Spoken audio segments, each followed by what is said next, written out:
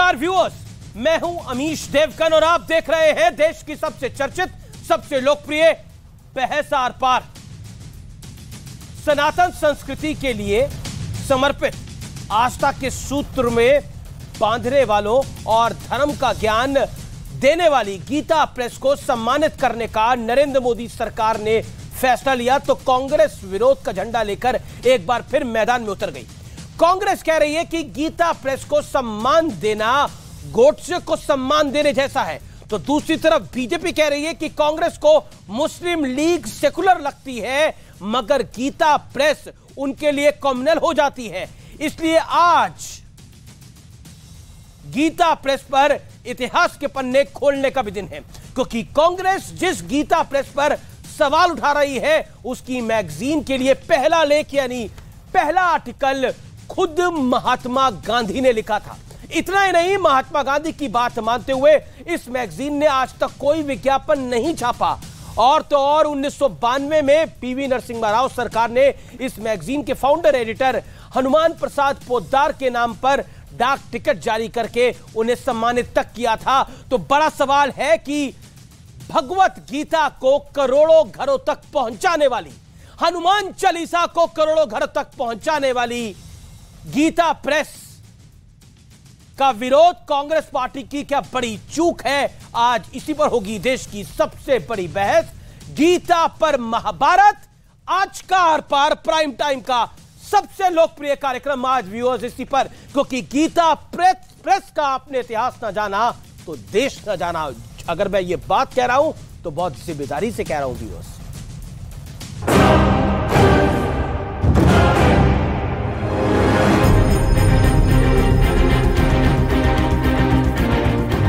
भारत सरकार के संस्कृति मंत्रालय ने 2021 के गांधी शांति पुरस्कार का ऐलान क्या किया?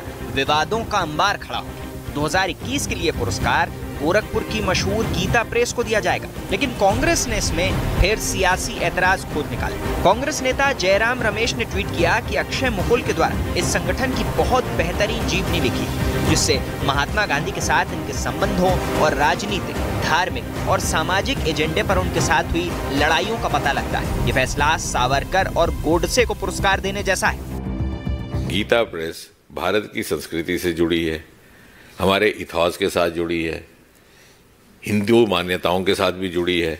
और इसके ऊपर आरोप कौन लोग लगा रहे हैं?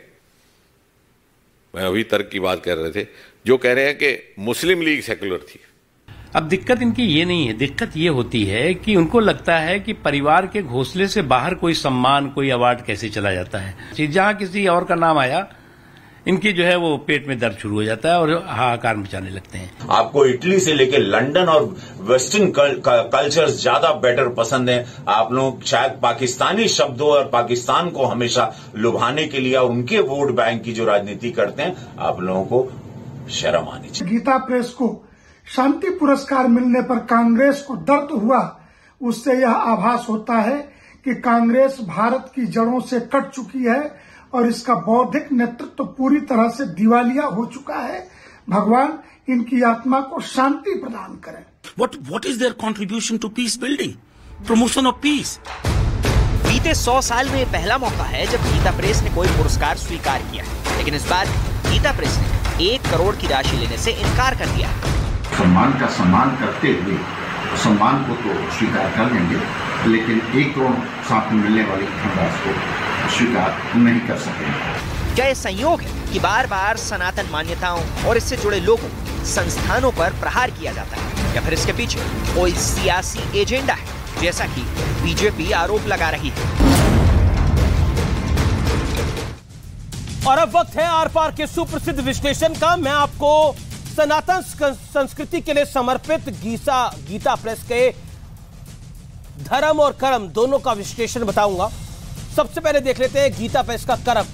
29 अप्रैल 1923 को शुरुआत हुई। ये 100 साल पुराना इतिहास है। 14 भाषाएं, कुल मिलाकर 92 करोड़ पुस्तकें प्रकाशित करी है। श्री भगवत गीता की इकलौते 16 करोड़ 21 लाख प्रतियां प्रकाशित करी हैं। पुराण और उपनिषद की 2 करोड़ 68 लाख प्रतियां छापी हैं। तुलसीदास की रचनाओं की 11 करोड़ 76 लाख रचनाएं प्रकाशित करी हैं। यानी आप सोच सकते हैं कि इनका कर्म क्या है, इनका काम क्या है और अब धर्म क्या है इनका। गीता प्रेस में छपी पहली गीता 1 रुपए की थी। आज भी बेहद कम दाम में ये धार्मिक ग्रंथ जो है वो ये उपलब्ध कराते हैं, जिससे हर घर तक पहुंचे। जैसे हर घर तक नल पहुंचे, जैसे हर घर तक शौचालय पहुंचे, ऐसे ही हर घर तक गीता पहुंचे। ये बड़ी बात है। बढ़ता हूं मैं आगे। गांधी जी गीता प्रेस की पत्रिका के लिए पहला लेख लिखा। गीता प्रेस गोरखपुर में गांधी जी हस्त लिखित चिट्ठी आज भी उपलब्ध है। तो ये है गीता प्रेस का धर्म। लेकिन बड़ा सवाल, गीता प्रेस को गोडसे से तुलना कर क्या कांग्रेस ने एक बड़ी सियासी चूक करी है? और क्या मुस्लिम लीग सेकुलर है और गीता प्रेस कॉम्युनल हो गई है? आज इस मूल सवाल के साथ मैं इस चर्चा को ओपन करता हूं। मेरे साथ सुधांशु त्रिवेदी हैं, जो कि इतिहास के जानकार भी हैं, प्रवक्ता भी हैं भारतीय जनता पार्टी के और मेंबर ऑफ पार्लियामेंट भी है। मेरे साथ स्वामी दीपांकर हैं, अनुराग भदौरिया हैं, प्रवक्ता समाजवादी पार्टी के, शादाब चौहान हैं, अनुज अत्रे हैं। आप तमाम लोगों का स्वागत है। मैं सीधा रुख करता हूं स्वामी दीपांकर आपका। देखिए, इस देश की एक बड़ी पॉलिटिकल पार्टी के लिए मुस्लिम लीग तो सेकुलर है, लेकिन गीता प्रेस पे सवाल है। 50 सेकंड आपके, स्वामी दीपांकर। मैं हैरत में हूं अमीश भाई आज ये देखकर, मगर मुझे बहुत ज्यादा आश्चर्य तब नहीं होता कि जब 2014 में पहली बार प्रधानमंत्री यूएस जाते हैं तो यूएस में जब श्रीमद् भगवत गीता को भेंट करते हैं तब इस देश ने क्या कोहराम देखा, ये किसी को बताने की आवश्यकता है कि आसमान सर पर उठा लिया गया और आज भी वो परिस्थिति पुनः आ गई। मगर आज दुख तब हुआ जब गीता प्रेस गोरखपुर पर आपने ऐसा प्रश्न चिन्ह लगाया जो कभी किसी ने स्वप्न में भी नहीं सोचा होगा, और वो भी वो गीता प्रेस गोरखपुर जिसने सनातन के प्रत्येक घर में, या ये कहूं कि प्रत्येक हिंदू के घर में, या ये कहूं कि प्रत्येक भारतीय के घर में गीता, रामायण, श्रीमद् भगवत गीता तक को पहुंचाने का कार्य किया। और जिस गांधी जी की आप चर्चा आपने चिट्ठियों की भी की, आप जानते हैं, मैं बड़ी जिम्मेदारी के साथ आपसे कहता हूं कि श्रीमद् भगवत गीता एक ऐसा ग्रंथ है जिसे जिया जाता है, और उसे जीने पर भी अगर कोई चर्चा करने लगे या उस पर भी कोई कोहराम मचाने लगे तो बहुत अनुचित होता है। महात्मा गांधी ने गीता से प्रेरित होकर के अनासक्ति योग लिखा था कौसानी में। लेकिन बाल गंगाधर जी स्वामी दीपांकर, आपने अपनी बात को रखी। अनुज अत्रे मेरे साथ मौजूद हैं स्टूडियोज में। अनुज अत्रे, मैं आपसे जानना चाहता हूं, गीता प्रेस कॉम्युनल हो गई और मुस्लिम लीग सेकुलर हो गई। आज की कांग्रेस का यही वर्जन है। कांग्रेस का 2023 एडिशन का जो वर्जन है वो यही है, जिसमें मुस्लिम लीग सेकुलर पार्टी है और गीता प्रेस कॉम्युनल हो गई है। देखिए, दो अलग अलग विषय हैं। आपने अगर मुस्लिम लीग की बात करते हैं तो पहले मुस्लिम लीग पे मैं आपको स्पष्टीकरण दे देता हूं, आपके दर्शकों को भी मालूम होना चाहिए। उसके पहले भी बात हुई, राहुल गांधी जी से जब सवाल किया गया बाहर कि ये मुस्लिम लीग, इंडियन मुस्लिम लीग जो केरल वाली है, उस पर क्या स्टैंड है, निश्चित तौर पे उन्होंने बोला कि ये वही मुस्लिम लीग है जिसके साथ भारतीय जनता पार्टी ने अपनी सरकार बनाई थी। ये सेकुलर है ना मुस्लिम लीग? ये वो मुस्लिम लीग नहीं है, ये जिन्ना वाली मुस्लिम लीग नहीं है। मुस्लिम लीग सेकुलर है ना, मुस्लिम लीग, भारत वाली मुस्लिम लीग सेकुलर है ना। इस देश की जिस राजनीतिक दल को इलेक्शन कमिशन ऑफ इंडिया ने अपने रजिस्ट्रेशन दे रखा है, उसको मान्यता दे रखी है, इसी आधार पे दी है कि वो सेकुलर होना चाहिए। कांग्रेस के नेता हैं, राहुल गांधी के पक्षधर हैं। एक सवाल का जवाब दीजिए, आज मुस्लिम लीग भारत वाली आपके शब्दों के अनुसार सेकुलर है? निश्चित तौर पे, निश्चित तौर पे हम बाद में कहते हैं ये देश का चुनाव आयोग, ये चुनाव आयोग स्वीकार करता है, चुनाव आयोग ने मान्यता दी है। गीता प्रेस, देखिए गीता प्रेस निश्चित तौर पे गीता प्रेस का बहुत बड़ा इतिहास है। हनुमंत प्रसाद पोद्दार जी को कांग्रेस पार्टी ने बहुत सम्मान दिया और उनको एक समय में इस देश का सर्वोच्च सम्मान देने का भी विचार चल रहा था। लेकिन धीरे धीरे जिस तरह से गीता प्रेस में भी जो है आरएसएस की सोच और आरएसएस का जो उस पे कहीं ना कहीं कंट्रोल हो गया। आरएसएस का सोच ये है कि इस देश में कहीं ना कहीं जो हिंदू और हिंदुत्ववादी की जो जिस झगड़े में देश को उलझा रखा है, जो गांधी जी, तो गीता पढ़ने जो से महात्मा गांधी जैसे हिंदू और गोडसे जैसे हिंदुत्ववादियों के बीच में जो आज फासला नहीं समझ पा रहे हैं, वही उस सोच को लेकर के आज जयराम रमेश जी ने जिस प्रकार से बोला है, तो जयराम रमेश जी ने ठीक बोला है। जयराम रमेश जी ने बिल्कुल ठीक बोला है। अरे उनके तो नाम में जय और राम है, वो तो राम को मानने वाले हैं। हम तो कांग्रेसी जो वो लोग हैं जो रामानंद सागर से रामायण सीरियल बनवाते हैं, प्रभु श्री राम का जो है उनको आराध्य का जो सीरियल बनाते, ऐसा सीरियल बनवाते हैं जिसको आज तक सदियों तक याद। लेकिन भारतीय जनता पार्टी इनकी सरकार में आदि पुरुष बनता है भगवान राम को लेकर के। ये ऐसे पिक्चर को पास कर देते हैं जिसमें भगवान राम को लेकर के लोगों की भावनाएं आहत होती हैं। ये फर्क है। आप दो विषयों को मिला रहे हैं। आपने बोला क्योंकि उनके नाम में राम है, उनके राम में जय है, तो वो तो राम के खिलाफ हो ही नहीं सकते। आपने एक बड़ी बहुत इंटरेस्टिंग एनेक्डोट आपने शेयर किया। नाम में तो बहुतों के बहुत कुछ होता है, बहुतों के नाम में बहुत कुछ होता है। अब शादाब के नाम में चौहान है पीछे, क्या कहिएगा, क्या कहिएगा अनुज भाई? वो तो है, शादाब के नाम के पीछे चौहान है। बिल्कुल है, चौहान बताइए क्या करिएगा। नाम में कई बार बहुत गड़बड़ हो जाती है। शादाब के पीछे चौहान है, आपके पीछे भी तो अत्रे है, सोच में गड़बड़, आपके पीछे भी तो अत्रे लगा हुआ है, गड़बड़ हो सकती है। लेकिन सुधांशु त्रिवेदी, गीता प्रेस का विरोध इसलिए क्योंकि वो आरएसएस वादी है, वो हिंदुत्ववादी है, इसलिए कांग्रेस विरोध कर रही है। बोलिए क्या करेंगे? भारत वाली मुस्लिम लीग सेकुलर इस देश के अंदर गिनी जाती है, सेकुलरिज्म के प्रोधा उसको सेकुलर गिनते हैं, और गीता प्रेस को कम्युनल करार दे दिया जाता है। देशवासियों, ये सब आप ही के भारतवर्ष हिंदुस्तान में हो रहा है, कहीं और नहीं हो रहा। सुधांशु त्रिवेदी, जवाब क्या जवाब है? काउंटर। देखिए, यहां समस्या सिर्फ गीता प्रेस से नहीं है, गीता से भी समस्या है।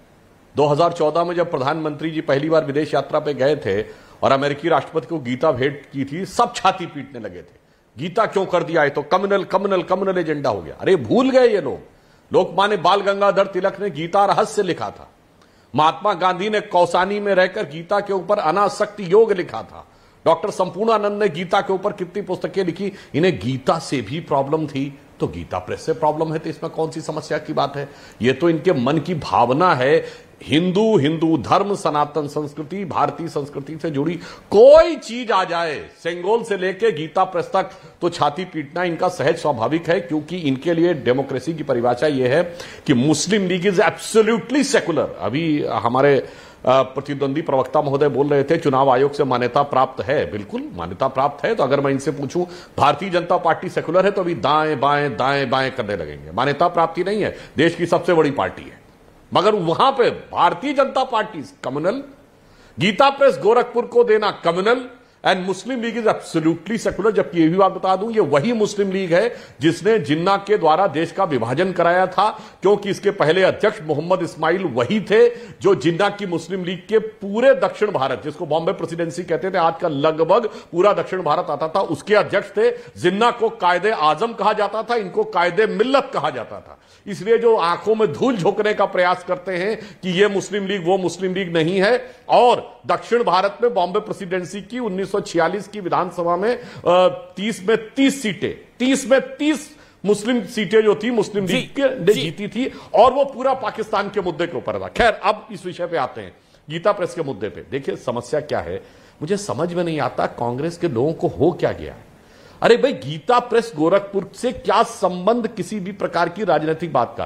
गीता प्रेस 2-3 चीजों का ध्यान रखता, कभी विज्ञापन नहीं देता, कोई समीक्षा या टिप्पणी नहीं करता, उसने कोई अपना मंतव्य कभी व्यक्त किया हो तो आप कहिए।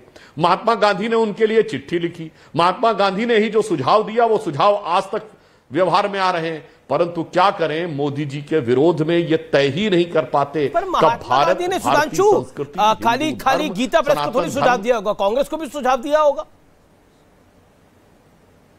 नहीं, कांग्रेस को सुझाव कांग्रेस ने कहां माना, गीता प्रेस ने तो मान लिया। कांग्रेस को सुझाव दिया था कि कांग्रेस पार्टी को भंग कर देना चाहिए और एक प्लेटफॉर्म तैयार कर देना चाहिए स्वतंत्र भारत के बाद, जिसमें नई राजनीतिक दल एक नए सिरे से अपना गठन कर सके। वो तो कांग्रेस ने माना नहीं, तो इन्होंने नहीं माना, गीता प्रेस ने माना। उसके बाद गीता प्रेस गांधी जी की बात को मान रहा है, की बात पे ये गांधी फैमिली वाली कांग्रेस नहीं मान रही है। ये जिस अक्षय मुकुल राइटर की बात कह रहे हैं, जिस किताब को लेकर जयराम रमेश जी, तो मैं बता दूं इसी ने सितंबर 2014 में एक ट्वीट किया है कि राहुल गांधी को राजनीति का फुल स्टॉप कर देना चाहिए। उनके हटने के बाद बाई इलेक्शंस कांग्रेस बेहतर जीत रही है। ये तो नई बात आप कह रहे हैं। तो ये अगर अक्षय मुकल की बात को जयराम रमेश इतना मानते हैं तो राहुल गांधी को राजनीति से रिटायर करने की बात उसी ने कही। अनुज अत्रे ये क्या ले आए सुधांशु त्रिवेदी? ये किताब उन्होंने एक ट्वीट में ये भी कह रहा है कि राहुल गांधी को फुल स्टॉप कर देना चाहिए पॉलिटिक्स का। बताइए आप।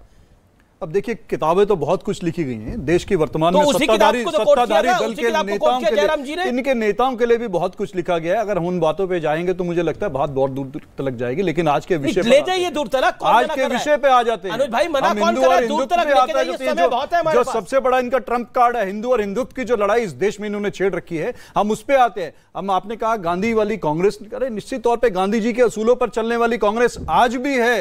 ये देश भी चलता है और कांग्रेस पार्टी भी चलती है। गांधी जी तो वो हिंदू थे जिनके नाम से अंतिम समय भी हे राम निकला, और हिंदुत्ववादी वो थे नाथूराम गोडसे जो भारतीय जनता पार्टी के पूजनीय हैं। उस हे राम बोलने वाले उस बुजुर्ग की छाती में 3 गोली मारने वाला गोडसे को पूजने वाले ये लोग हैं। Okay Sudhanshu, 40 second quick rebuttal, then other guest. अच्छी बात अनुज जी ने कही कि अंतिम शब्द महात्मा गांधी का हे राम था, तो मैं और भी आपको बता दूं, उनका रोज का भजन रघुपति राघव राजा राम था। उनका राजनीतिक दर्शन राम राज्य था, और हे राम उनकी समाधि पर लिखा है। मगर स्वर्ग में बैठकर गांधी जी को क्या अनुभव हुआ जब 2007 में सर्वोच्च न्यायालय में हलफनामा देके कह दिया राम काल्पनिक थे, यानी महात्मा गांधी की समाधि पर लिखा हुआ हे राम झूठा है। इससे बड़ा छलावा गांधी जी की विचारधारा के साथ नहीं हो सकता। आज गांधी का ग्राम स्वराज्य, समझिए हिंद स्वराज जो 1909 में महात्मा गांधी ने लिखी, बाद में नेहरू जी ने उसकी आलोचना कर दी। ग्राम स्वराज्य, खादी, महात्मा गांधी का ग्रामोदय, महात्मा गांधी की गो सेवा, महात्मा गांधी के राम, सब कुछ तो त्याग दिया। अब तो यूथ कांग्रेस में गांधी टोपी होती थी, वो भी जब राहुल गांधी जी 2007-8 में थे तो इन्होंने वो टोपी भी हटा के मॉडर्न कैप कर दी थी। अब गांधी के नाम का कुछ नहीं रह गया है सिवाय नाम के, और सारा काम जो है मैं ईमानदारी से कह दूं, सादा जीवन, उच्च विचार, ग्रामोदय की परिकल्पना, देश के लिए निरंतर निस्वार्थ भाव से लगे रहना दिखता है तो राष्ट्रीय स्वयंसेवक संघ के प्रचारकों में। यदि गांधी के जीवन के जो अच्छे पहलू हैं यदि वो आचरण में दिखते हैं तो संघ में, और गांधी ने जिन जिन चीजों की आलोचना की वो सारी चीजें इनकी तरफ दिखती। ठीक है, जवाब शादाब चौहान। अनुराग भदौरिया, आपके विचार क्या हैं? ये जो गीता प्रेस को पुरस्कार मिला है, कांग्रेस इस पर आग बबूला है, कांग्रेस विरोध के स्वर दिखा रही है, आपके क्या विचार हैं अनुराग बाबू? देखिए, अभी मैं सुधांशु जी को सुन रहा था तो मैं उन्हीं से पूछ लेना चाहता हूं, गांधी जी का इतना सम्मान करते हैं तो गांधी जी के हत्यारे को राष्ट्रभक्त किसने कहा था? बता दीजिए, ये भी बता दीजिए, लगे हाथ जनता जान जाए कि आप इतनी अच्छी बात गांधी जी के बारे में कर रहे हैं लगातार। हिंदुस्तान को तो ये भी तो पता चलना चाहिए ना कि मारने वाले को, महात्मा गांधी जी को मारने वाले को राष्ट्रभक्त किसने कहा था? बता दीजिए लगे हाथ। अगर जीभ ना लड़खड़ा रही हो कहीं तो, परेशानी ना आ रही हो कहीं तो बता दीजिए आप, जिसके साथ कांग्रेस ने मध्य प्रदेश में गठबंधन। अब आप बजरंग सेना चले गए, मैं आपसे जो पूछ रहा हूं उसका जवाब दीजिए। आप कांग्रेस ने गठबंधन किया है ना उनके साथ। मेरे सवाल का जवाब है हाँ या ना में दीजिए, नाम लेके इधर उधर मत जाइए। ये हकलाना जो है ना आपका, हकलाने लगे ना। अब नाम याद आ रहा है कि नहीं आ रहा है? नाम नहीं याद आ रहा है ना, इसलिए आप चुप बैठ जाइए। अरे मैंने नाम बता दिया, अब आप बताइए इसमें क्या कहना है। इसके बावजूद उनके साथ 23 तारीख को बैठिए ना। मैंने जो आपसे, किसने बोला था नाथूराम गोडसे को?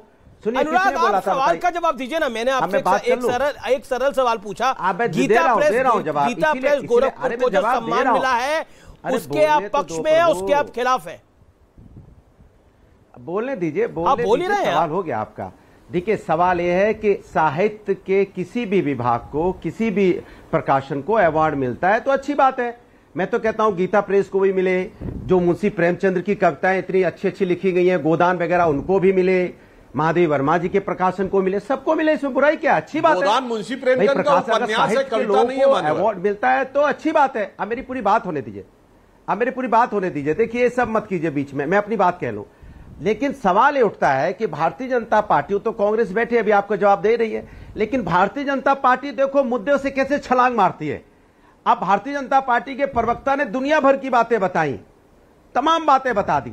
मैं इनसे पूछना चाहता हूं, आप ये बताइए कि आपने 2014 में जो जनता के साथ वादे किए थे वो तो सबसे बड़ी चीज है ना। उससे बड़ी तो कोई चीज नहीं है। जो आपने वादे किए थे क्या आपने पूरे कर दिए? बताइए। ठीक करा, मतलब बीजेपी आप कह रहे हैं, आप जो आपने वादे किए थे वो वादे तो पूरे करो। अनुराग एक सेकंड, 2014 के वादों से 2014 के वादों पर आप डेली चर्चा कर लेते हैं, डेली आते हैं वही बात बोलते हैं। मैं आपसे सवाल पूछ रहा हूं, यानी गीता प्रेस गोरखपुर को सम्मान देकर मोदी सरकार ने बढ़िया काम किया, हाँ या ना? मैं तो कहता हूं सम्मान किस, आप बोलने ही नहीं दोगे। दिक्कत यह है कि मैं बोलूंगा आप चिल्लाने लगोगे। अरे मैं अपनी बात कहूंगा ना, तो मुझे अपनी बात कहने दीजिए। मैं कह रहा हूं किसी को भी सम्मान मिलता है, अच्छी बात होती है, सम्मान मिले, सम्मान लेना चाहिए। लेकिन भारतीय जनता पार्टी हर चीज का राजनीतिक मुद्दा क्यों बनाना चाहती है भाई? तो बीजेपी ने कहा बनाया, ये तो कांग्रेस ने बनाया ना राजनीतिक मुद्दा। लेकिन विरोध तो कांग्रेस ने करा। यहां बैठ के आप पढ़ के भी नहीं आते, विरोध किसने करा? कांग्रेस ने करा। कांग्रेस, सुनिए मेरी बात सुनिए, अब आप चिल्लाने लगे। अरे सवाल पूछ रहा हूं। भारतीय जनता पार्टी की जिम्मेदारी होती है वो सत्ता में है, और सत्ता पक्ष की जिम्मेदारी होती है कि जनता की समस्याओं के समाधान पे चर्चा करे। वो अगर हर बात पे इस तरह से हिंदू मुस्लिम करती रहेगी, सिख ईसाई अगड़ा पिछड़ा करती रहेगी, तो देश की जनता का भला कब होगा? गीता प्रेस में हिंदू मुसलमान कहाँ है? अरे वो राजनीतिक, आपको मुसलमान कहाँ दिख रहा है गीता प्रेस के अंदर? आपको गीता प्रेस के अंदर हिंदू मुसलमान कहाँ से दिख रहा है? गीता प्रेस को सम्मान देना हिंदू मुसलमान है, यही प्रॉब्लम है, यही प्रॉब्लम है आजकल के नेताओं के साथ, यही उसका IQ है।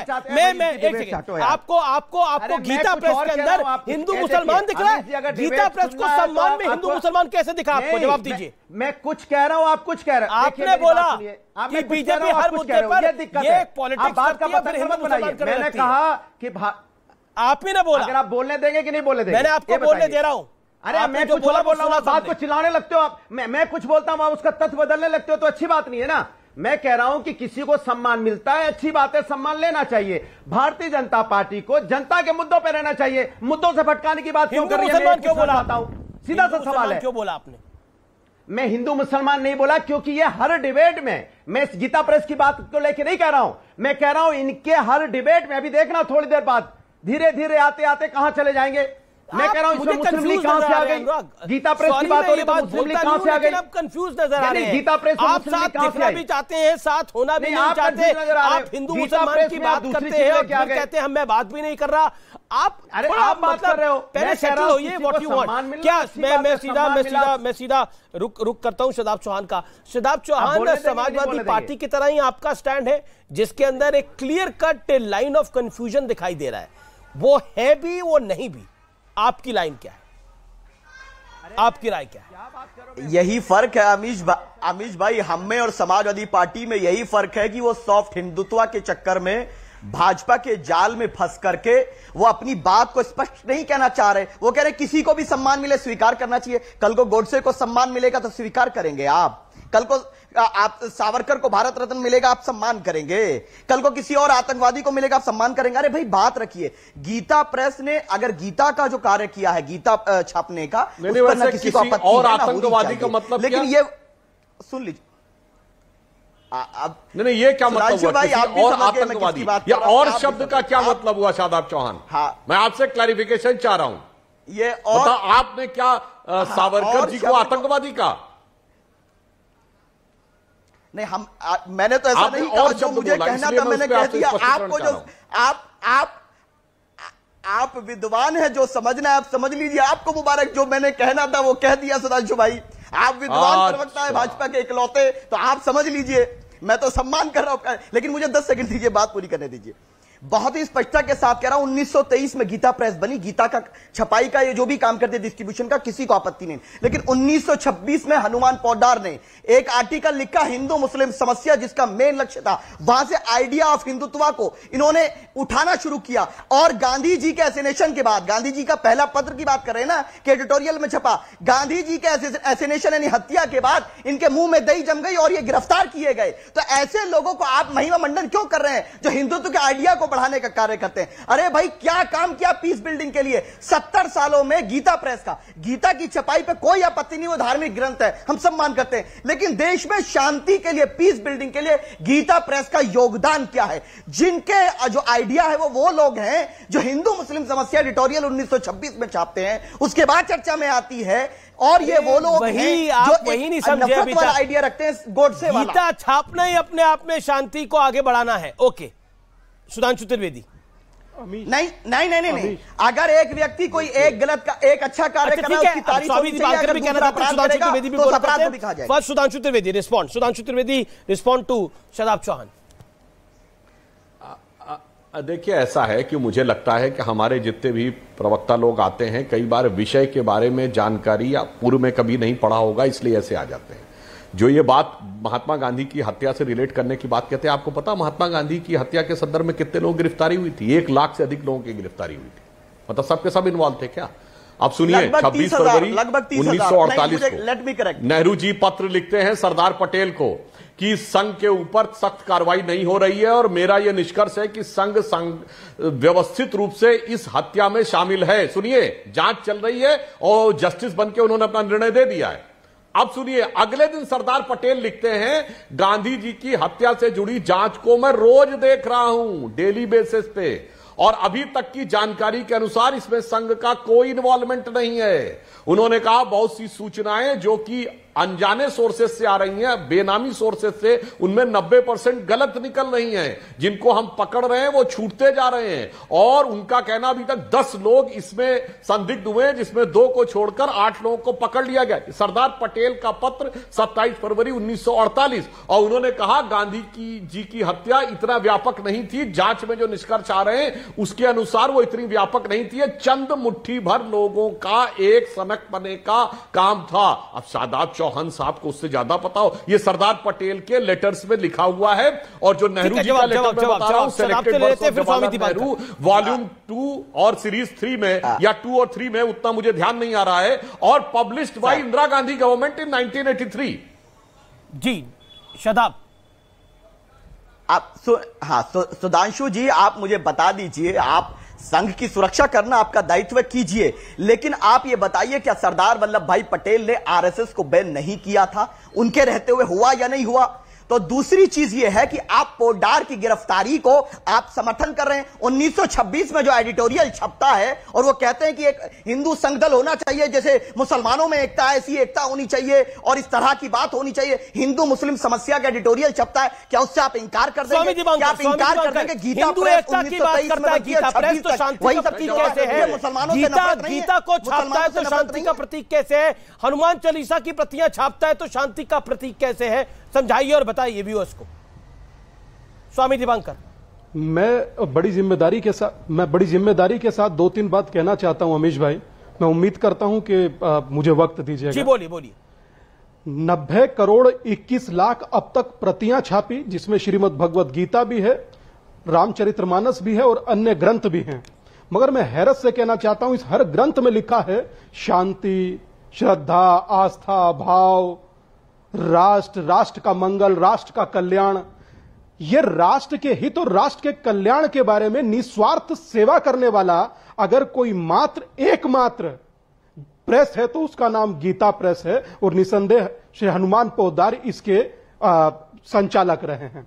मगर मैं एक बात बड़ी हैरत से मैं बड़े दुखी होकर कह रहा हूं कि कैसे इस देश में सनातन के भाव को कुठाराघात कर दिया जाता है, किस प्रकार आस्था को चोट किया जाता है, एक आध्यात्मिक प्रकाशन पर कुठाराघात कर अपनी वैचारिक और अपनी जो भी आप सोच रखते हैं। मगर मैं कभी कभी यह सोचकर बहुत हैरत में होता हूं, इस देश में जो भी कुछ होता है अंतोगत्वा हिंदू या सनातन या संस्कृति के साथ ही क्यों? मैं आज 209 दिन हो गए, इसीलिए भारत के उत्तर प्रदेश में भिक्षा यात्रा कर रहा हूं कि जातियों में ना बंटकर एक होइए। आज आपके ग्रंथ टारगेट पर हैं, पहले आपकी बच्चियां टारगेट पर हैं, उसके बाद आज भले ही हिंदुओं के पास 20 मुद्दे होंगे। आज भले, बड़ी जिम्मेदारी के साथ कह रहा हूं अमीश भाई, आज भले ही सनातन जगत के पास 20 मुद्दे होंगे, मगर 20 साल बाद 2 मुद्दा बचेगा, जान बचाऊं या धर्म। हम लोग कैसे शुद्ध होकर सुनते हैं? क्या यही बात शादाब जी के विषय में होती या उनकी आस्था के विषय में होती? आप देखते देश में क्या बवाल मचता। मैं सहारनपुर उत्तर प्रदेश से आता हूं, सुबह से दुखी हूं कि बोले आप इस बात पर अपनी राय क्यों नहीं रख रहे हैं? मतलब लोगों का दुखी होना, जो लोगों के घरों में कल्याण भिजवाता है, कल्याण एक पत्रिका है, जो आज तक एक शब्द के वाक्य का सम्मान रखता है, विज्ञापन नहीं लेता। हम लोग क्यों बोल जाते हैं? इसलिए ना कि हम टेकन फॉर ग्रांटेड लेते हैं सनातन को। मतलब मुझे दुख इस बात का होता है कोई इस जगत में प्रतिक्रिया नहीं देना चाहता। लेकिन शादाब चौहान, मेरा सवाल आपसे यह है कि आपको कॉम्युनल क्यों नजर आ रहा है? इनको सम्मानित करना ये कॉम्युनल कैसे है? आप बताइए, हिंदुस्तान में हिंदू ग्रंथों को छापने वाले को अगर सम्मान नहीं मिलेगा, जो बिना विज्ञापन के छाप रहा है, तो कहां मिलेगा? दुनिया में कौन सा ऐसा देश है जो देगा? देखिए, भारत लोकतांत्रिक देश है और सेक्युलर कंट्री है। यहां पर धर्म के आधार पर किसी का सम्मान या अपमान नहीं हो सकता। और 1923 में उन्होंने गीता छापने का कार्य शुरू किया। अपमान तो हो रहा है ना दादा, कोई आपत्ति है ना विचार है, लेकिन शादाब अपमान तो हो रहा है यार। प्लीज अलाउ मी, सुन लीजिए। नहीं, स्वामी जी गलत बात है, मैं बात रख लूं, मैं आपके बीच में ठीक कह रहे हैं, जो कह रहे हैं कहिए, आप स्वतंत्र हैं, मगर अपमान तो शादाब हो रहा है। क्या किसी का रामचरितमानस छापना कोई गलत है? श्रीमद् भगवत गीता छापना गलत है? किसी ने गलत नहीं बोला है। रामचरितमानस छापना गलत है? रामायण छापना गलत है? सुनिए, इसको किसी ने गलत नहीं बोला है। सुन लीजिए मान्यवर, प्लीज डाइवर्ट। रामचरितमानस को छापना, ऋग्वेद को छापना, भगवत गीता को छापना अपराध नहीं है, लेकिन उसके साथ साथ हिंदुत्व की विचारधारा को छापना कैसे? और एक ऐसे व्यक्ति को जो गांधी जी की हत्या में जेल गया हो, जो नफरत फैलाने के लिए हिंदू मुस्लिम 1926 में जो एडिटोरियल छापता हो, ऐसे लोगों को सम्मानित करना जो है वो गलत है। हम उसका विरोध कर रहे हैं कि आप धर्म के आधार पर किसी को सम्मान दिया जाएगा। कल को आप दारुल उलूम देवबंद या ख्वाजा अजमेरी के नाम पर इस तरह की बात कर पाएंगे? मैं ब्रेक के लिए रुक रहा हूं, ब्रेक के बाद वापस आ रहा हूं। आप देख रहे हैं आर पार, ये बहस और बड़ी हो रही है।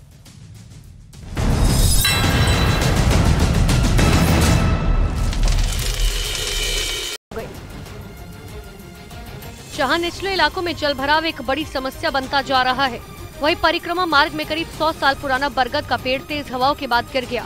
नाग पहाड़ी से पानी आने के चलते सरोवर में 5 से 8 फुट तक पानी और बढ़ने का अनुमान है, जिसके चलते स्थानीय तीर्थ पुरोहित और श्रद्धालुओं के चेहरे पर मुस्कान देखने को मिल रही है। लेकिन बरसाती पानी के साथ सीवरेज और नालियों का गंदा पानी भी सरोवर में गिरने से पुरोहित बेहद नाराज है। जोधपुर में 2 दिनों से लगातार रुक रुक कर हो रही बारिश लोगों के लिए मुसीबत बन चुकी है। जोधपुर संभाग के जालोर और बाड़मेर जिले में तूफान का सबसे ज्यादा असर देखने को मिल रहा है। इन जिलों के कई इलाकों में जलभराव के चलते सैकड़ों लोगों को शिफ्ट किया गया।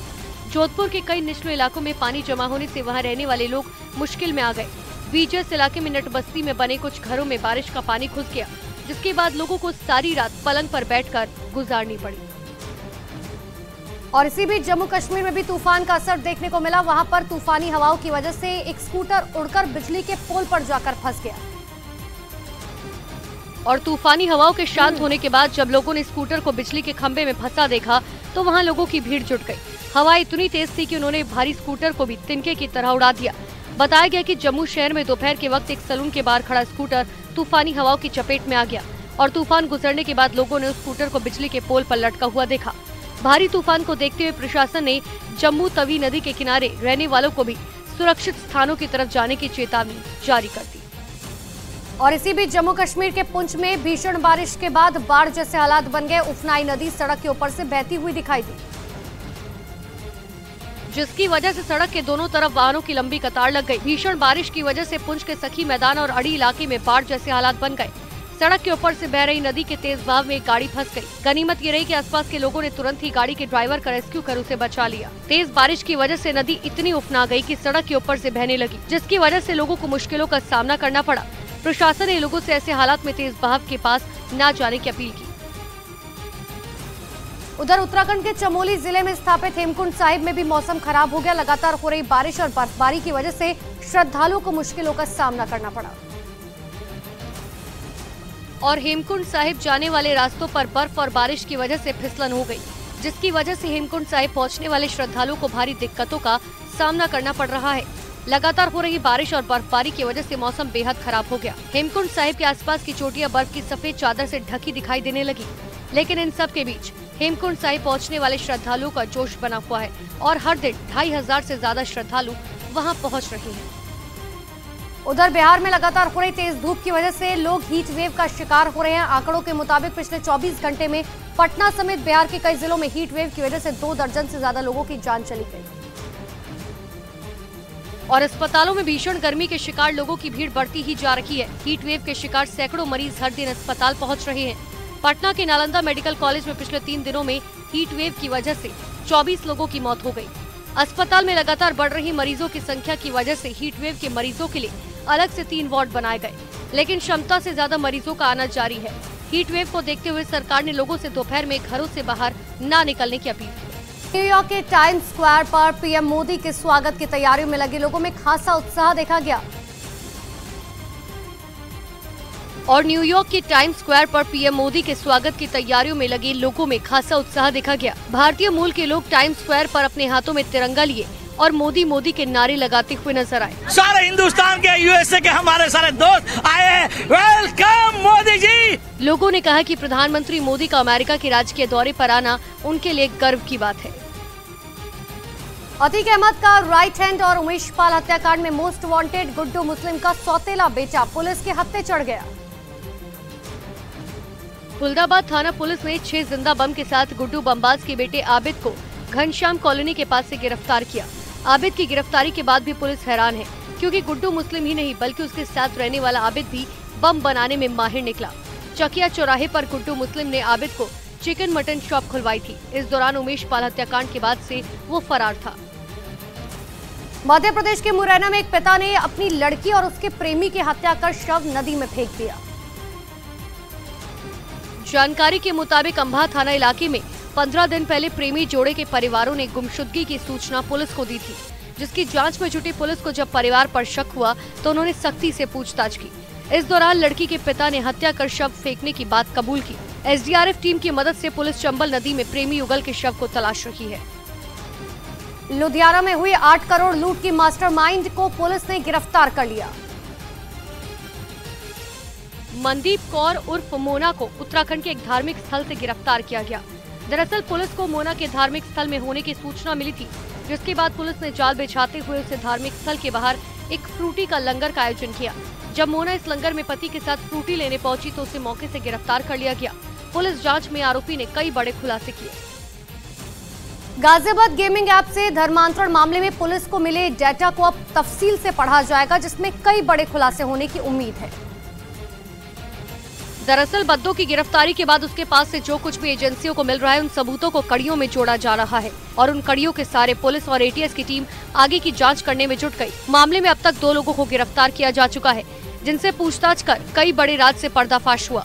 बद्दो और रहमान के मोबाइल में मिले डाटा से पाकिस्तान से तार जुड़े होने का दावा किया जा रहा है।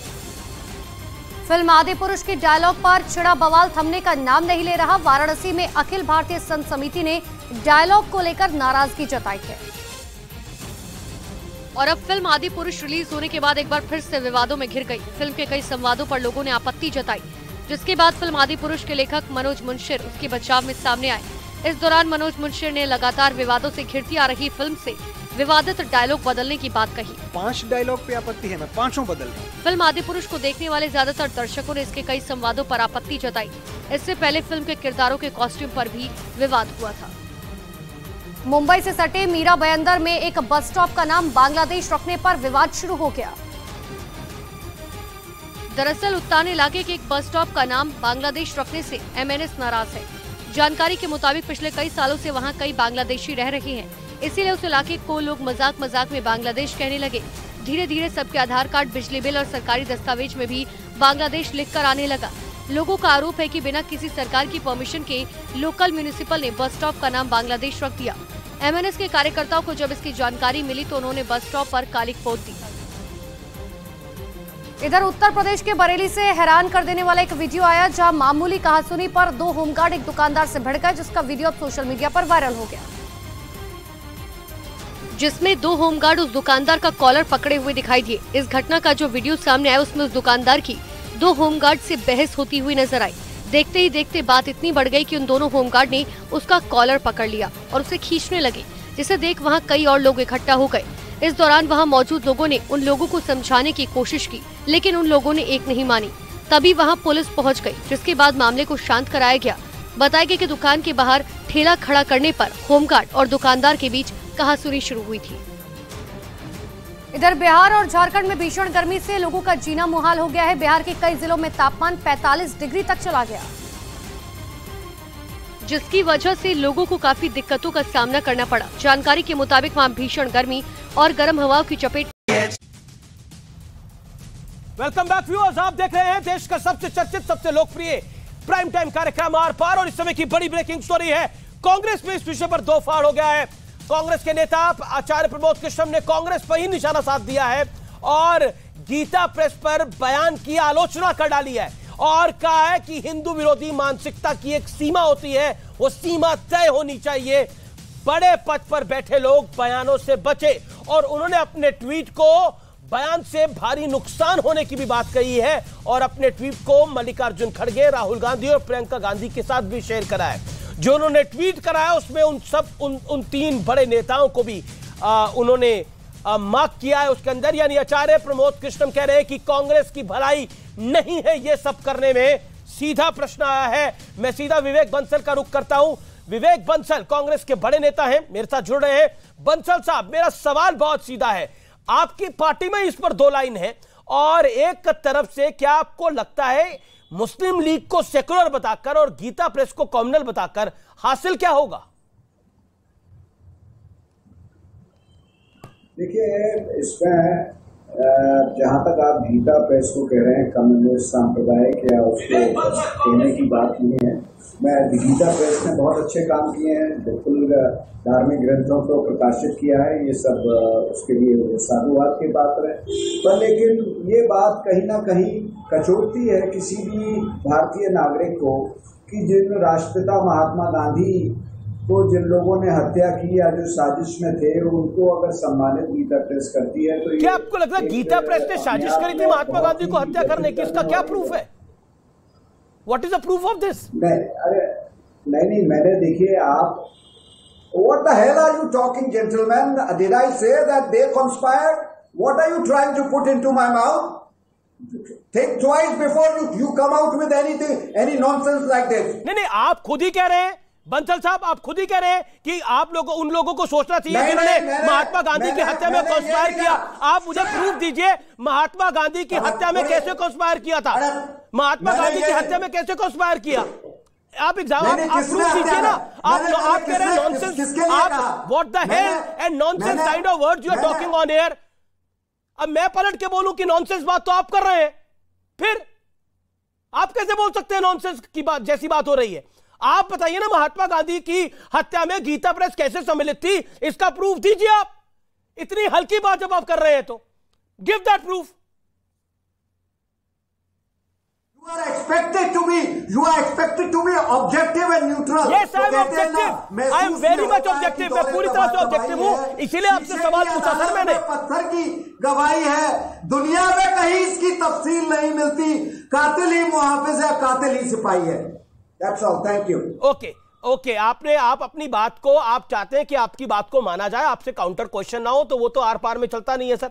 मैं तो आपसे सवाल पूछ रहा हूं और सवाल पूछने के बाद आपको लग रहा है वही कातिल है, वही मुनसिफ है, आप अपनी लाइन ले रहे हैं। सुधांशु त्रिवेदी, जो बात कांग्रेस के नेता ने बोली उस बात में कितना प्रामाणिकता है, क्या है? नहीं, जो कातिल और मुनसिफ की बात कही वो वैसे मैं पहले बोल चुका था कि नेहरू जी के मन में पहले ही से था, वो मुंसिफ पहले बन के बैठे थे।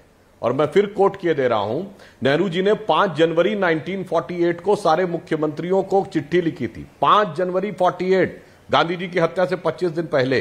और उसमें जानते क्या लिखा था? मुस्लिम लीग की बैठकों से कोई समस्या मुझे नजर नहीं आती क्योंकि मुस्लिम समाज एक संघर्ष में चल रहा है, इसलिए मुस्लिम लीग की बैठकों में दंगों की प्लानिंग होगी, यह नहीं कहा जा सकता।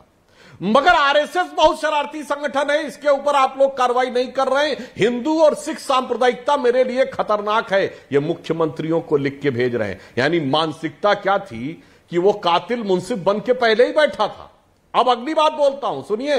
उन्होंने मद्रास प्रेसिडेंसी के होम मिनिस्टर को लेटर लिखा कि आप अभी तक कार्रवाई क्यों नहीं कर रहे? वहां वही मोहम्मद इस्माइल जहां पर बैठ के कर रहे थे मुस्लिम लीग की, उन पर कार्रवाई मत करिए, आरएसएस के ऊपर करिए।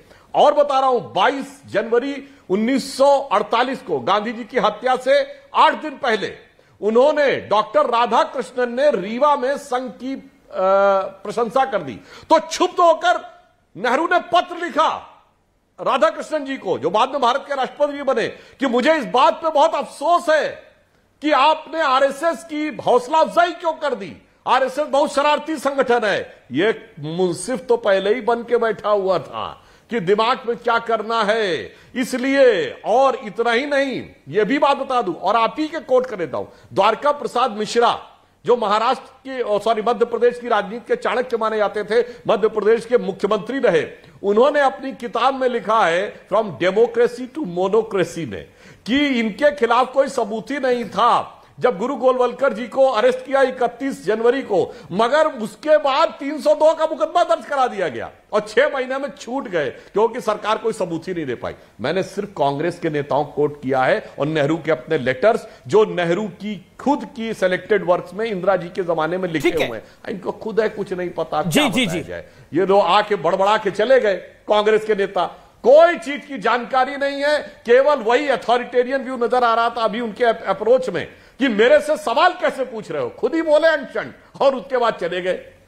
अन्यथा होते तो मैं पूछता, बताओ नेहरू ने खुद क्या लिखा है। नहीं देखिए, अब कई लोगों को लगता है कि उनके विचार ही सर्वोच्च हैं और जब उनसे काउंटर सवाल पूछा जाता है तो जवाब नहीं दे पाते तो भाग चले जाते हैं। लेकिन हम तो फिर स्वागत करेंगे कि वो आए, सवालों का जवाब दें, बताएं गीता प्रेस कैसे महात्मा गांधी की हत्या में सम्मिलित थी। ये फेक न्यूज है, ये झूठी बात है और इस झूठी बात को मैं 10 बार बोलूंगा और कोई मेरे चैनल पे अगर झूठी बात बोलेगा तो मैं उसको काउंटर करूंगा। लेकिन सम्मान, उन्होंने पहले बोला नॉनसेंस, उन्होंने पहले बोला what the hell is this, कि आपका दिमाग वेल में है। यह बात आपको मैं बता दूं। मैं बढ़ता हूं आगे और अब मैं पूछता हूं, क्योंकि बार बार बात हो रही है शांति पुरस्कार क्यों मिल गया, शांति पुरस्कार क्यों मिल गया। तो शादाब चौहान एक बात सुन लीजिए, अगर व्यक्ति जीवित रहता है तो गीता पढ़ता है तो शांति मिलती है, अगर ईश्वर को प्यारा हो जाता है तो फिर तब भी गीता का पाठ होता है, उससे शांति मिलती है।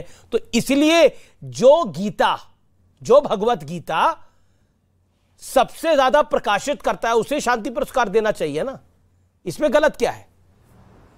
भगवत गीता तो खुद ही शांति का प्रतीक है।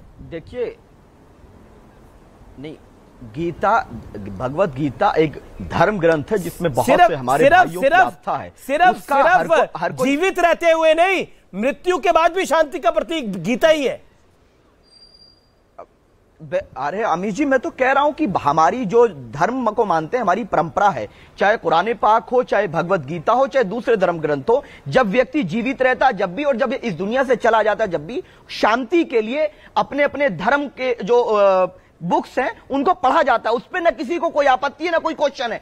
सवाल यह है कि ये वही पोडार साहब हैं जो लिखते हैं 1926 में एडिटोरियल में कि वह एक संघ दल होना चाहिए और जो हिंदुत्व की बात करते हैं और कहते हैं कि हिंदू मुस्लिम समस्या की बात करते हैं, कि वो साथ नहीं रहने वाली समस्या की बात करते हैं। वही गोलवालकर और हेडगेवार बंच ऑफ थॉट में क्या लिखते हैं, और यही गांधी जी की हत्या के बाद यही लोग फिर तो आपके लिए अम्बेडकर भी गलत होंगे। पीस बिल्डिंग के लिए इंडिविजुअल, फिर तो आपके लिए भीमराव अम्बेडकर भी गलत हो जाएंगे। और स्वामी दिवांकर 40 सेकंड। अंबेडकर 100% कोई सही नहीं है। मैं सिर्फ बस 40 दे दीजिएगा, उसमें इंटरप्ट मत कीजिएगा दादा। जी। कि जो मनुष्य के जीवन में शांति की क्रांति करता है, क्या वो पुरस्कार का भी हकदार नहीं? पहली बात। दूसरी बात कि हिंदू इस देश में हिंदू होना गुनाह है क्या? पहली बात। दूसरी, मुझे कहने दीजिए दादा, किसने कहा मुस्लिम लीग से प्यार, सनातन से तकरार, और किसने दिया अधिकार? मतलब हर व्यक्ति चाहे कौन तकरार कर रहा है? सनातन के नाम पे अगर कोई गुंडाई करेगा, अगर कोई आतंक फैलाएगा, अगर कोई गांधी जी की हत्या में शामिल होने जैसी बात होगी, अगर कोई किसने आज तक किया बताइए, करेगा, सेफ्रनाइजेशन की बात करेगा, किसने आज तक किया? शादाब, बिना तथ्यों के मत बोलिए। गोडसे को भारत रत्न देंगे? बिना तथ्यों के मत बोलिए। गोडसे को भारत रत्न देंगे आप? बिना तथ्यों के मत बोलिए। किसने किया बताइए? आतंकियों को भारत रत्न देंगे आप? उससे पहले श्रद्धानंद को किसने मारा था? आरएसएस। अरे किसने मारा श्रद्धानंद जी को? बताइए, सावरकर को भारत रत्न देंगे आप? है कोई शब्द? आप सावरकर बिना तथ्यों के मत बोला कीजिए दादा। अरे राजभक्त कहेंगे उनको, बिना तथ्य मत बोला कीजिए। सनातन का बिना तथ्यों के मत बोला कीजिए, बस सनातन की है ही नहीं। इतना ही कहूंगा, बिना तथ्यों के मत बोला कीजिए दादा, शोभा नहीं देता। देश एक धर्म से नहीं चलेगा। ये समाजवादी पार्टी आपसे डर सकती है, मगर राष्ट्र से बड़ा कोई धर्म नहीं होता। एक सेकंड, ये समाजवादी पार्टी क्यों डर सकती है आपसे? के लिए आप उसको ओके, अनुराग भदौरिया को दिखाइए। अनुराग भदौरिया कह रहा हूं कि पीस बिल्डिंग के लिए क्या किया, मुझे चुनौती के साथ बताया तो सही। गीता को अपने आप में प्रकाशित करना ही पीस बिल्डिंग है। गीता को, भगवत गीता को प्रकाशित करना ही पीस बिल्डिंग है। ये भी झूठ है, ये भी झूठ है। ये क्राइटेरिया नहीं हो सकता। भारत संविधान से चलेगा और कोई नहीं बोल। ये किसी की आस्था से नहीं चलेगा। सब आप ही की बात में सेंस है, बाकी सब नॉन है। ठीक है, बढ़ता हूं मैं आगे। सर आस्था से नहीं चलेगा, संविधान से बिल्कुल चलेगा। बिल्कुल। अच्छा, समाजवादी पार्टी डर सकती है, इससे आपका क्या तात्पर्य था? अनुराग जी भी सुन रहे हैं। समाजवादी पार्टी, हाँ, समाजवादी पार्टी सॉफ्ट हिंदुत्व की राह पर, कभी जैसे ही बीजेपी ने कहा हम राम मंदिर बनाने, इन्होंने कहा हम जो है कृष्ण जी की मूर्ति बनवाएंगे। उन्हीं के ट्रैप में फंसे हैं और सच्चाई कहने से डर लगता है। दिल में उनके भी वही है, अनुराग भाई के दिल में भी वही है जो शायद आपके दिल में है कि नफरत के वालों को नहीं देना चाहिए। पीस बिल्डिंग के लिए उन्होंने कुछ नहीं किया, लेकिन अनुराग भाई को डर है कि हमारा वोट बैंक चला जाएगा। लेकिन याद रखिए, या तो सच बोलिए अनुराग भाई, नहीं तो हम लोगों से उम्मीद मत रखिए। हम अब आपके साथ जब आएंगे, जब न्याय की बात खुलकर करेंगे, भागीदारी और हिस्सेदारी की बात करेंगे, न्याय की बात करेंगे। अनुराग भाई डरना छोड़ दीजिए, आओ मिलकर के लड़े ऐसे लोगों से जो नफरत फैलाने का काम करते हैं, अहंकार फैलाने का काम करते हैं। एनडीए जवाब नफरत। शादाब चौहान की बात का जवाब। अनुराग, आप डरे हुए हैं काफी। देखिए, मैंने एक सवाल पूछा था, शादाब की बात का जवाब ना छोड़िए ना, मैं जो कह रहा हूं मैं अपनी बात कहूंगा। नहीं, मैं अपनी बात कहूंगा। मैंने एक सवाल पूछा था सुधांशु जी से कि गांधी जी की बात हो रही है यहाँ पे, तो महात्मा गांधी जी के हत्यारे को किसने राष्ट्रभक्त बोला? इसका जवाब नहीं दे रहे बात का जवाब। मैं जवाब सुनना चाहता हूँ। गांधी जी की बात हो रही, अरे नहीं, मैं अपनी बात कहूंगा। मैं अपनी बात कह रहा हूँ कि अरे नहीं, अरे भाई मुझे अपनी बात कहने दो, मुझे अपनी बात करने दो। घबराओ दीवानो, हम तुम्हारे साथ हैं। ठीक, मुझे अपनी बात, मैं कह रहा हूं महात्मा गांधी के हत्यारे को किसने राष्ट्रभक्त देशभक्त बोला? सुधांशु जी बताइए ना, देश जानना चाहता है। महात्मा गांधी जी कर रहे इतनी देर से। बजरंग आप एक शब्द नहीं बोल पा रहे, किसने बोला था कांग्रेस ने गठबंधन किया मध्य प्रदेश में? बताइए। कमलनाथ ने जिनको ससम्मान अपनी पार्टी में शामिल किया है, बजरंग सेना ने बोला। बताइए, नाम बता दीजिए। प्रज्ञा जी ने किसको बोला? बताइए, नाम बताइए ना, कौन से आपके बजरंग नेता सेना थे जिन्होंने बोला संगठन का नाम है? बताइए, जिसने ऐलानिया बोला, जिसके साथ नाम नहीं बता पा रहे, मध्य प्रदेश में इसलिए मैं सुधांशु जी आपसे ये कह रहा हूँ, सुनिए, अपने साथ शामिल किया। सुधांशु जी सुन लीजिए, सुधांशु जी आप हकला रहे हैं, परेशान है, मैं समझ सकता हूँ, आपके चेहरे पे पसीना भी आ रहा है, क्योंकि मैं समझ सकता हूँ आप नहीं बोल पाएंगे, इसलिए मैं कहता हूँ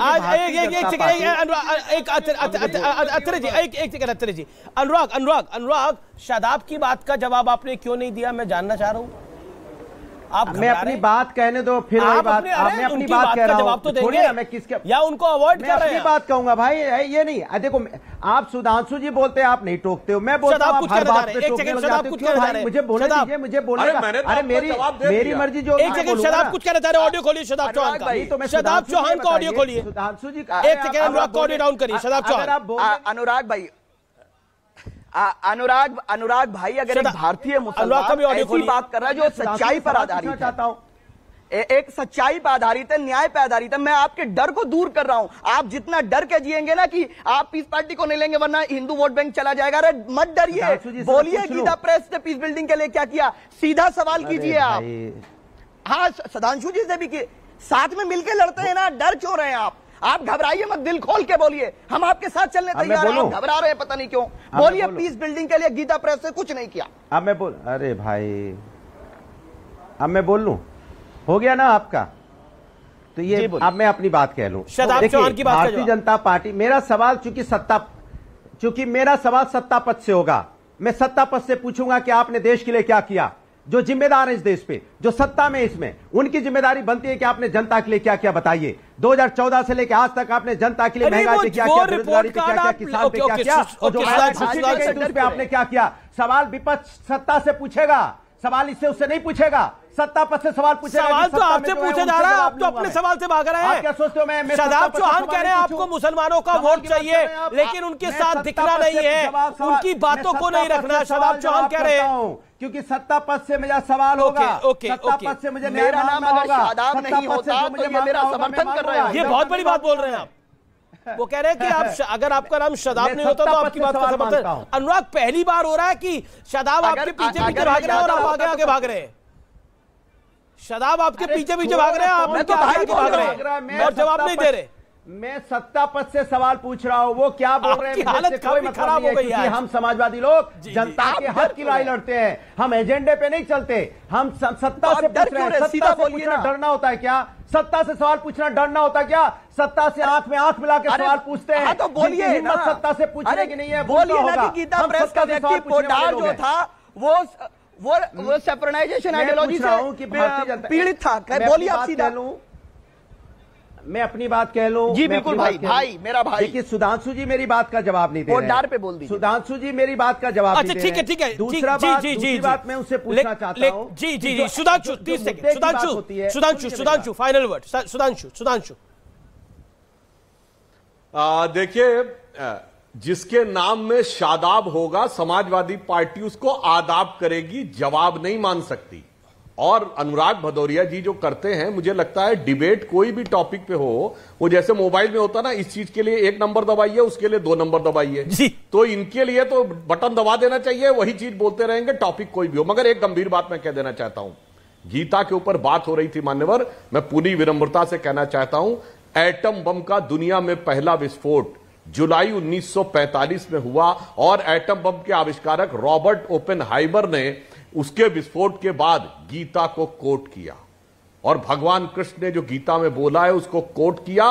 वो गीता पढ़ता था और मैं चुनौती से कहता हूं, कोई साइंटिस्ट बताइए जिसने साइंटिफिक एक्सपेरिमेंट के संदर्भ में, इतनी बड़ी साइंटिफिक खोज के संदर्भ में किसी धर्म ग्रंथ को कोट किया हो। सेकंड पॉइंट, वो उस धर्म को मानने वाला ना हो। थर्ड पॉइंट, उससे ये ना कहा गया हो कि तुम मेरे मजहब में आ जाओ। इसलिए मान्यवर जब तुलना करें तो बहुत सोच समझ के बिल्कुल जायज बात है। अमेरिका की गीता सिर्फ धर्म ग्रंथ नहीं है, जीवन की कुंजी है। और अब बात फिल्म आदि पुरुष की, जिस पर भारत से नेपाल तक बवाल मचा हुआ है। सवाल खड़े हो रहे हैं। आखिर ये सवाल क्यों खड़े हो रहे हैं, आइए मैं आपको बताता हूं। कहते हैं कि किसी भी चीज की अति अच्छी नहीं होती और इस फिल्म का भी कुछ यही हाल दिख रहा है। आदि पुरुष में एक्सपेरिमेंट करने के चक्कर में ओवर एक्सपेरिमेंट हो गया है, क्योंकि ऑडियंस फिल्म की भाषा, उसमें दिखाए गए फैक्ट्स और कलाकारों की वेशभूषा पर लगातार सवाल उठा रही है। मर्यादा पुरुषोत्तम श्री राम के जीवन पर बनी इस फिल्म के डायलॉग्स पर भी कई तरह के सवाल उठ रहे हैं। हालांकि मनोज मुंतशिर ने सफाई दी है। फिल्म आदि पुरुष के एक सीन में जब हनुमान अशोक वाटिका में मौजूद होते हैं तो एक राक्षस उनसे कहता है कि ये तेरी बुआ का बगीचा है जो हवा खाने चला आया। एक और डायलॉग है जिसमें रावण को अंगद ललकारते हुए कहता है, रघुपति राघव राजा राम बोल और अपनी जान बचा ले, वरना आज खड़ा है कल लेटा हुआ मिलेगा। पर सवाल सिर्फ भाषा का नहीं है। करीब 600 करोड़ रुपए में बनी मल्टी स्टारर फिल्म आदि पुरुष में तथ्यों से छेड़छाड़ का भी लगातार आरोप लग रहा है। फिल्म में मां जानकी को भारत की बेटी बताया गया है, जबकि पौराणिक ग्रंथों में मां सीता का जन्म जनकपुर में हुआ था, जो नेपाल में है। यही वजह है कि फिल्म को लेकर नेपाल में भी इतना विरोध बढ़ा कि आदि पुरुष के साथ सभी हिंदी फिल्मों पर वहां रोक लगा दी गई। इस तरह फिल्म में मेघनाथ के हाथों ब्रह्मास्त्र से मूर्छित लक्ष्मण का इलाज सुषेण वैद्य की जगह विभीषण की पत्नी शर्मा करती है और यह सीन दर्शकों के गले नहीं उतरता है। फिल्म में भगवान राम को मूंछों में और रावण को खिलजी जैसा दिखाया गया है। निर्देशक ओम राउत की बनाई ये फिल्म 6500 स्क्रीन में रिलीज हुई। दर्शकों का कहना है कि फिल्म में स्पेशल इफेक्ट्स की तो भरमार है, लेकिन ये effects planet of apps, Harry Potter और द जंगल बुक जैसी फिल्मों से कॉपी किए गए हैं। इसलिए इन्हें देखकर दर्शकों में ना तो कोई रोमांच पैदा हो रहा है, ना ही किसी तरह का कोई उत्साह दिखता है। सवाल फिल्म के नाम पर भी उठ रहे हैं। कहा जा रहा है कि राम कथा पर बनने वाली फिल्म का नाम भला आदि पुरुष क्यों रखा गया, क्योंकि सनातन धर्म में आदि पुरुष मनु माने जाते हैं। लोगों का आरोप है कि इस फिल्म के जरिए मर्यादा पुरुषोत्तम राम का एक नया नाम गढ़ने का प्रयास हुआ है। फिल्म आदि पुरुष को लेकर विवाद कोई नया नहीं है। 2022 में जब सबसे पहले इसका ट्रेलर रिलीज हुआ था, उस वक्त भी मामला कोर्ट तक पहुंच गया था। तब भगवान राम, मां सीता, हनुमान के और रावण तक के लुक पर विवाद खड़ा हुआ था, जिसके बाद फिल्म में कई बदलाव किए गए, लेकिन रिलीज के बाद यह विरोध और जोरदार हो गया, जिसके चलते फिल्म के राइटर और डायरेक्टर एक बार फिर फिल्म में बदलाव को तैयार हो गए हैं, जो अच्छी पहल है। हालांकि फिल्म बनाने की मूल भावना भगवान राम की छवि को ठेस पहुंचाने की नहीं थी, लेकिन ओवर एक्सपेरिमेंट के चलते फिल्म लोगों को पसंद नहीं आ रही है। सोशल मीडिया पर मीम बन रहे हैं और फिल्म पर रोक लगाने की मांग तक हो रही है। लेकिन दिलचस्प बात यह भी है कि इस फिल्म पर सवाल उठाने वाले कई लोग ऐसे हैं जो सनातन आस्था पर लगातार कुठाराघात करते हैं, लेकिन वो सब आज इस फिल्म के विरोध में सुर से सुर मिला रहे हैं। पीके फिल्म को लेकर, काली के पोस्टर को लेकर इन सब में चुत्ती थी। सनातन भावनाओं को जब ठेस पहुंचाई जाती है तो इन लोगों के मुंह पर दही जम जाता है और आज ये राम भक्त दिखने का एक झूठा प्रयास कर रहे हैं। इन्हें पहचानने की आवश्यकता है। नमस्कार।